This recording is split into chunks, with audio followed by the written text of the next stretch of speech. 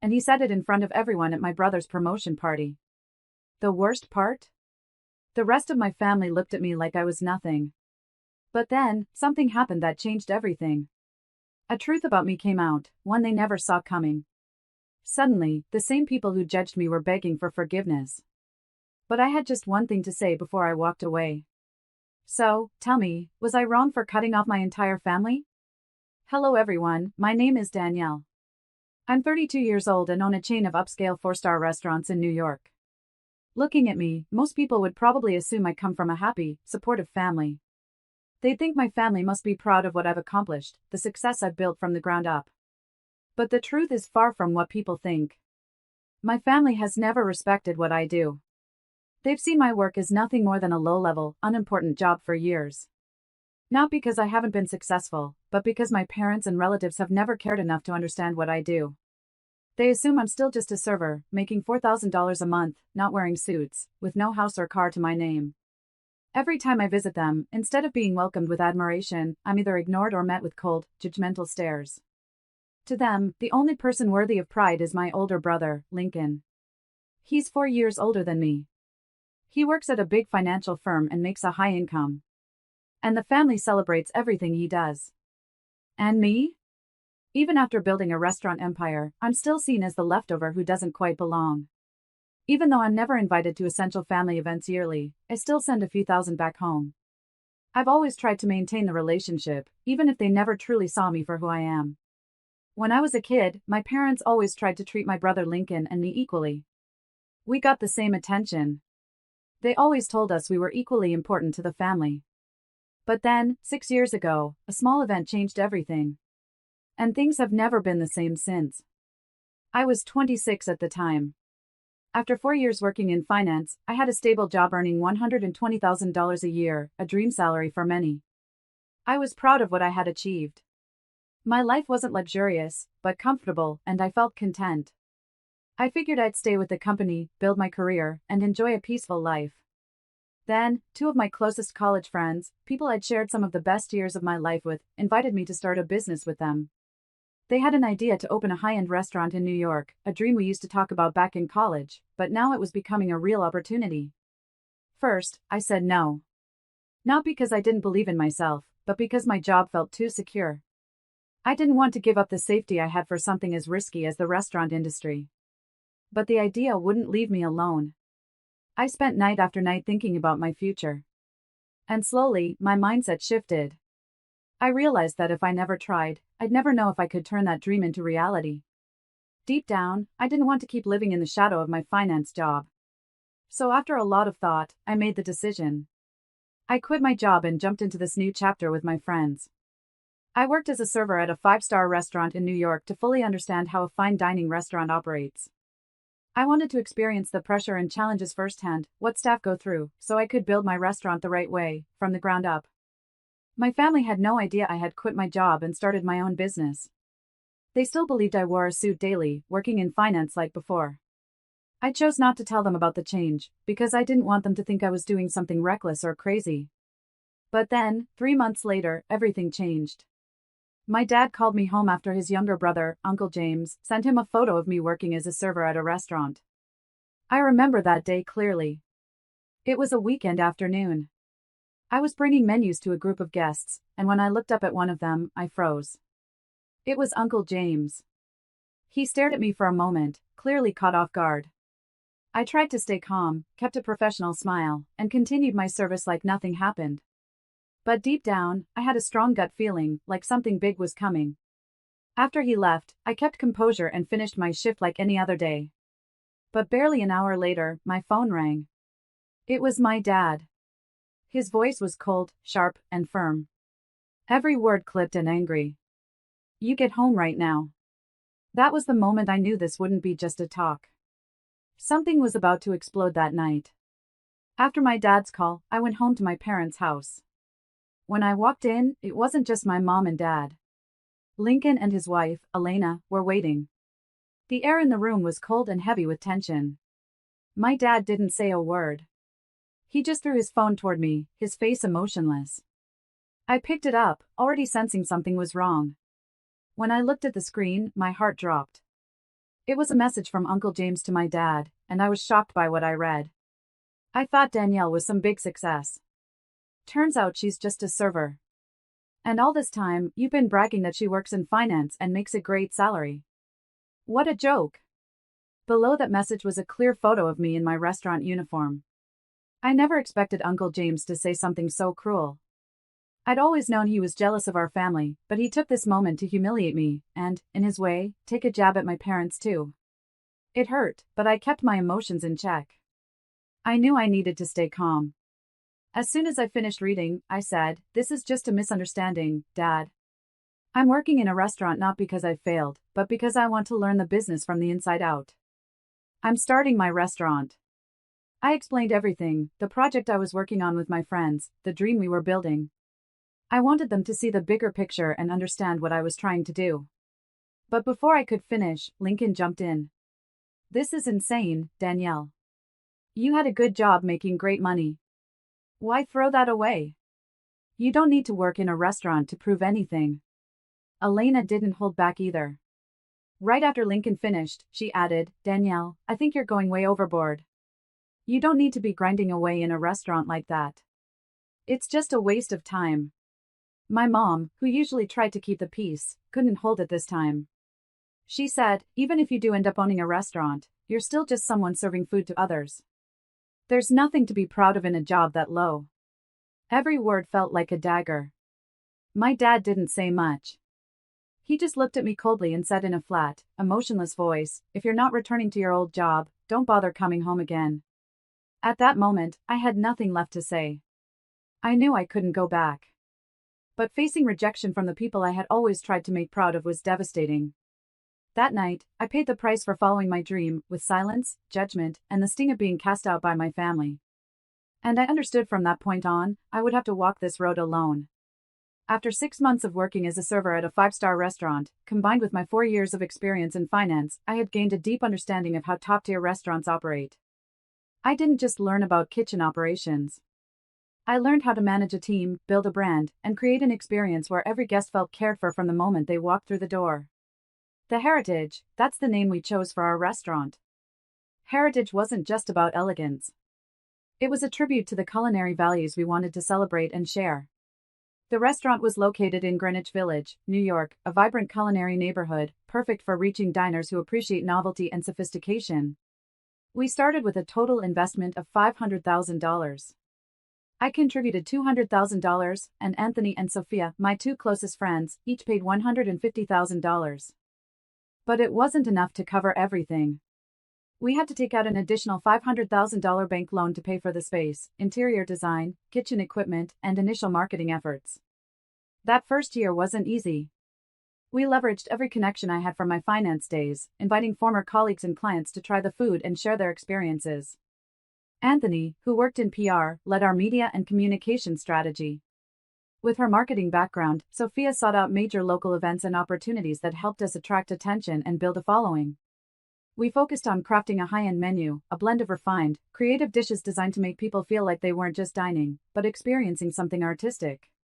We hosted special events, wine tastings, jazz nights, and intimate VIP dinners to build loyalty and deepen our relationship with guests. After a year, the Heritage found its rhythm. We had steady revenue and a growing base of loyal customers who returned for the food, outstanding service, and unforgettable ambience. The restaurant didn't just survive. It earned a respected place in New York's culinary scene. By our 3rd year, we had fully paid off our bank loan and recovered every dollar we had invested. That was a proud milestone. But what truly excited me was seeing our restaurant thrive and build a strong and growing base of loyal guests. Still, I wasn't ready to stop there. As the Heritage gained popularity, we started running into new challenges. On weekends, customers were regularly turned away because we were fully booked. During holidays, the demand was overwhelming. And beyond that, we began getting messages from people who lived too far away, folks who wanted to try our food but couldn't justify the time and cost of travel. It was clear to me we needed to expand.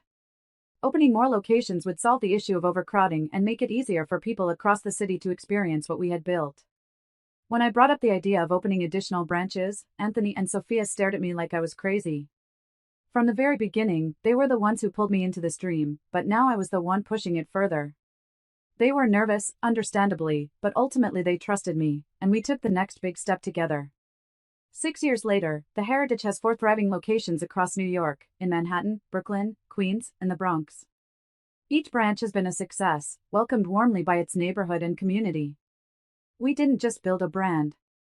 We brought fine dining closer to the people who love and appreciate it, no matter where they live. 6 years have passed, and even with all the success, something still weighs heavy on me, especially during the holidays, Thanksgiving, Christmas, New Year's celebrations. Those are the most challenging times. Since the day I walked away from my family, there's been no contact, no calls, no invites, not even a text asking how I'm doing. We live in the same city, yet every attempt I've made to reconnect has been met with cold silence or avoidance, like they're embarrassed by me and think being seen with me would somehow bring them shame. They don't say it out loud, but I feel it every time I reach out. Whether I try to invite them out for a meal or check in on how they're doing, all I ever get is silence or a polite but distant shake. I still remember the holidays when I'd scroll through social media and see photos of them all together, smiling, laughing, while I sat alone, wondering if they ever thought about me. And yet, I still send nearly $10,000 to my parents every year. Maybe deep down, I still hope they'll see me. That one day, they'll finally acknowledge what I've built. I want them to realize I made it. I succeeded. And not just any success, the kind that should make them proud. Sometimes I try to convince myself that I'm doing the right thing, building the relationship in my way, from a distance. But on those special days when the world feels warmer and closer, that space where my family should be never disappears.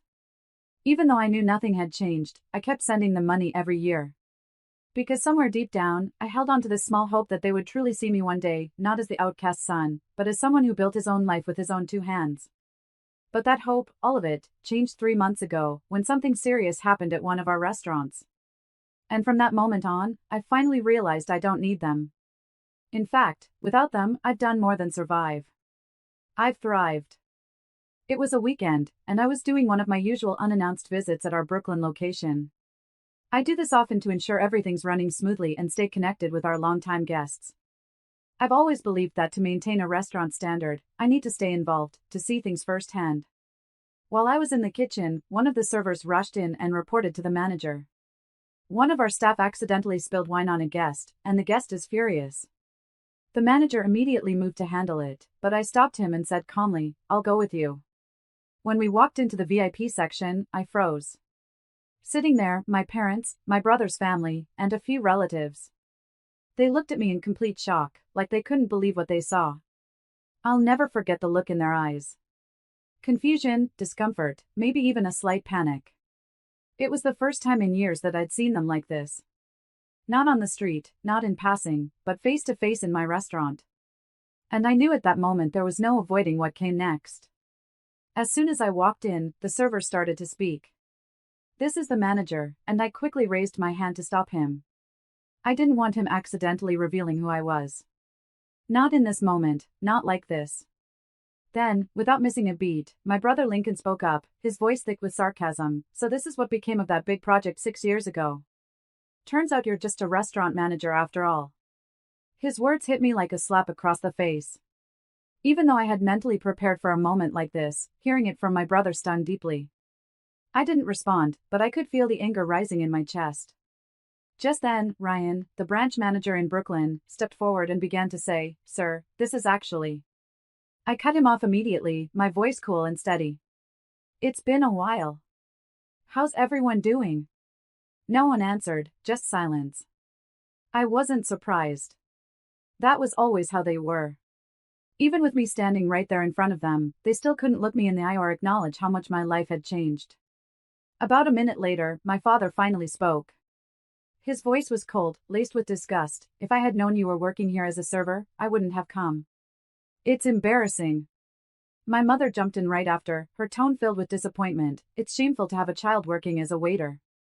I opened my mouth to speak, trying to stay calm. "Dad, Mom." But before I could finish, they both raised their hands to stop me.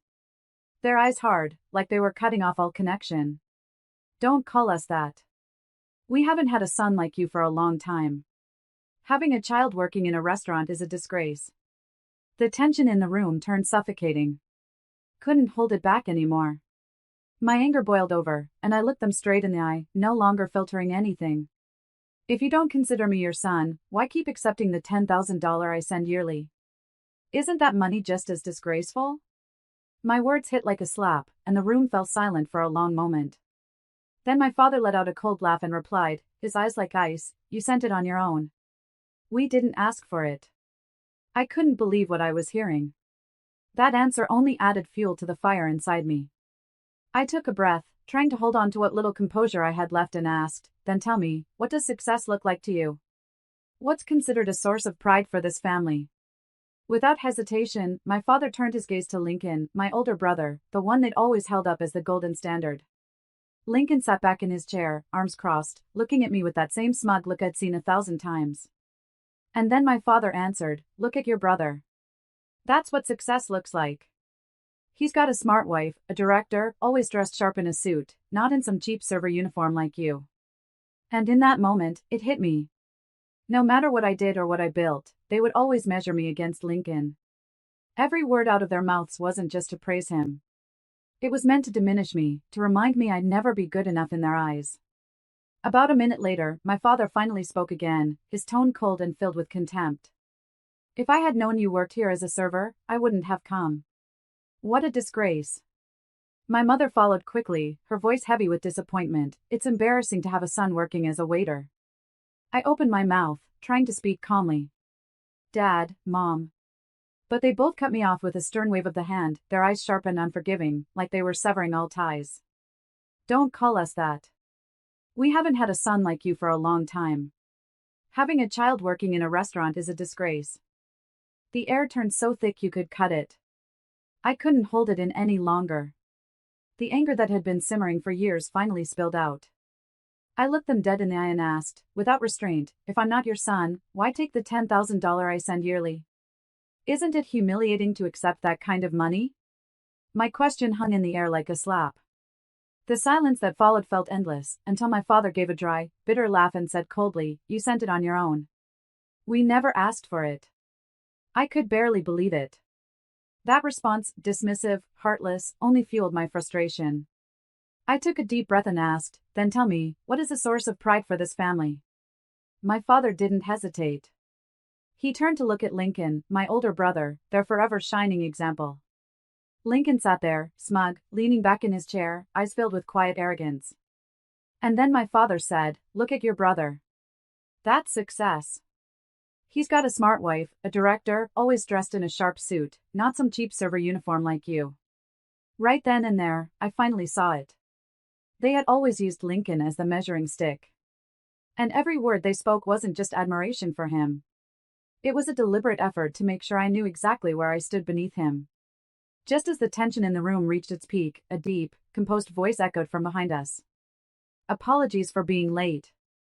Every head in the VIP section turned toward the man who had just arrived, a middle-aged gentleman in a tailored gray suit, walking confidently, which seemed to shift the atmosphere with each step. Immediately, I saw Lincoln straighten up, flick his hair back, jump to his feet, adjust his blazer, and stride over with a polished smile. "Boss, we've been waiting for you." The man gave him a polite nod and extended his hand, a formal, distant handshake, followed by a faint smile. But moments later, his eyes left Lincoln and landed squarely on me. His expression shifted, warmer, more sincere, as he walked straight toward me and extended his hand. "Well, if it isn't the owner of the Heritage." "It's been a while, David." The entire table fell into stunned silence. I didn't leave him waiting. I didn't pretend to be surprised or flustered. I smiled, extended my hand firmly, and replied, "Hello, Mr. Thomas. It's good to see you. How have you been?"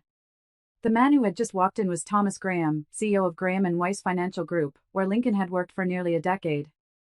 The same man my brother referred to as the big boss every chance he got. But Mr. Graham wasn't just a titan in the New York financial world. He was also a longtime VIP guest at the Heritage, one of our most loyal patrons. After our greeting, Mr. Graham glanced around the room, sensing the heavy air. With a slight frown, he turned to me. I get the feeling I walked into something tense. "Is everything all right?" I kept my tone calm and professional. "Just a small incident, sir. One of our servers accidentally spilled wine on a guest. We've already apologized and offered a solution." Right on cue, Elena, who had been loud, condescending, and demanding compensation just minutes earlier, suddenly changed her tone. She forced a bright smile and nodded eagerly. Oh no, it's nothing serious. Just a small accident. I've already agreed to let it go. I didn't say a word. I didn't need to. I knew exactly what she was doing, trying to save face now that she realized who was sitting across from her. But I didn't call her out. I didn't have to, because in that moment, everyone in the room saw things for what they truly were. And finally, they all understood who held their place and who didn't. After that unexpected introduction, I slipped back into my office, leaving the party to continue without me. I figured that was the end. A minor incident, a brief unmasking, and nothing more. But I was naive. A while after the dinner had ended, as I was reviewing reports in the back office, one of the staff came rushing in and knocked on the door. David, they're asking for you outside. Said they need to speak with you. I sighed. The energy shift was instantly noticeable when I stepped out and walked back toward the front register. The same faces that were cold and cutting not long ago were now smiling, forced, overly sweet, painfully fake. Elena was the first to speak, her voice suddenly soft and pleasant. David, about the dress incident earlier. Really, I wasn't upset at all. It was just an accident. Everyone makes mistakes, right? A relative chimed in with a laugh. We were just saying how proud we are of you. You've done an amazing job. The restaurant's truly top class. Your parents must be so proud. Before I could say anything, my father jumped in. His tone, disguised as a suggestion but a command about tonight's meal. You should comp it for the family. We're all kin after all. And then, as if rehearsed, Lincoln stepped forward, puffed up like some seasoned executive. Also, you should give me a VIP card. The top tier. After tonight, I can bring in many new clients for you. It'll be good for business. If you're serious about sustainability, maybe it's time to cut me in on the profits. Call it a family partnership. I stood silently behind the register, scanning their faces, each one straining to hold up a false smile. Then I laughed. A loud, full laugh filled the room, not mocking, not bitter, just free. When the laughter faded, I looked at each of them and spoke slowly, clearly. Are you people out of your minds? After everything you said, everything you did, now you want a free meal, a VIP card, a share of my business? I paused, then continued, my tone colder now. No. I don't owe any of you a damn thing. And if any of you keep standing here making demands. I nodded toward the computer at the register, where the live security footage was displayed. I'll send the footage from earlier, when you were all insulting me, straight to Mr. Thomas's inbox. Let's see if he still wants to keep a director like you, Lincoln. Lincoln's face went pale. Elena clutched her purse a little tighter, eyes darting away. My parents said nothing. They knew. They knew. They just stepped right into the mess they made for themselves. No one said another word.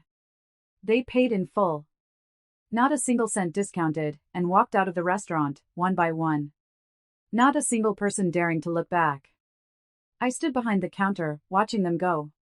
No joy, no sadness, just a quiet, weightless sense of peace. Like I had finally set down something I'd been carrying for far too long. After that unexpected encounter, one thing became clearer to me than ever before. To them, I was only worthy of acknowledgement when I had status, money, and a name they could brag about. I wondered if that day, I had just been a server. Standing there apologizing in front of them instead of the restaurant owner, would their attitude have changed? But I already knew the answer. No. It wouldn't have. To them, respect was measured by title and position. Character, effort, kindness, those things never made it into the conversation. And after everything, I finally understood, family, real family, should love you unconditionally. It should be where you're a CEO or a server, rich or struggling, you're still respected. You still have a place to come home to. I didn't have that, but I've learned to accept it. More importantly, I've learned how to build a family rooted in respect, empathy, and genuine connection.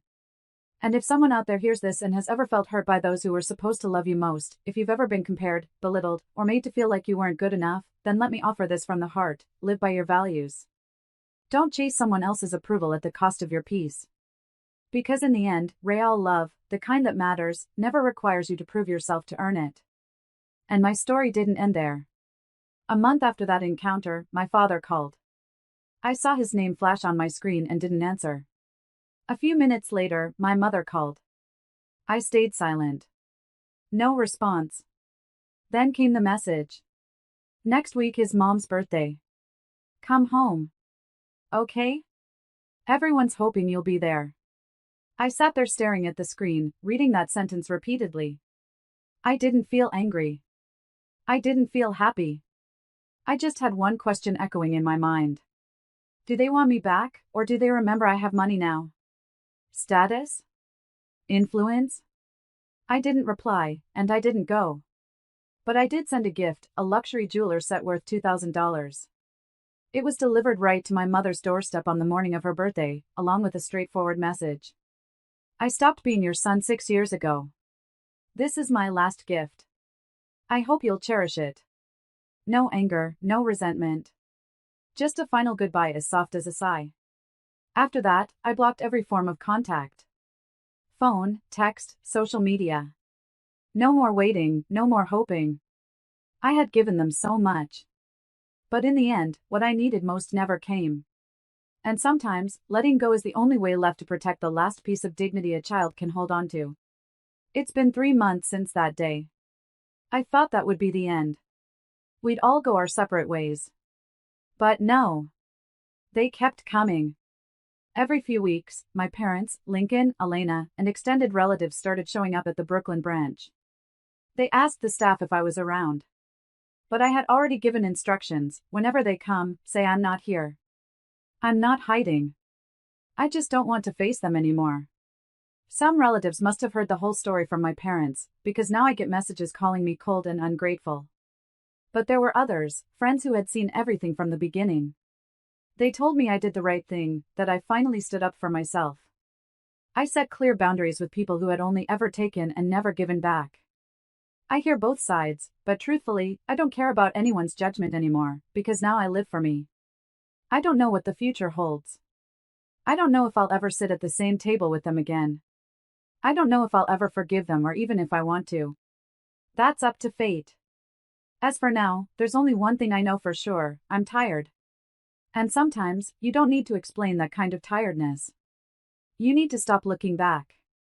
And before I close this chapter, I want to ask you, the one still here, still listening to me in this final moment. If you were me, what would you do? Would you forgive? Would you go back? Or would you choose to walk away in silence like I did? Leave your thoughts below the story. I genuinely want to hear them. And if something in this story resonated with you, if it stirred even the smallest part of your heart, don't need to hear it. Thank you truly for being here.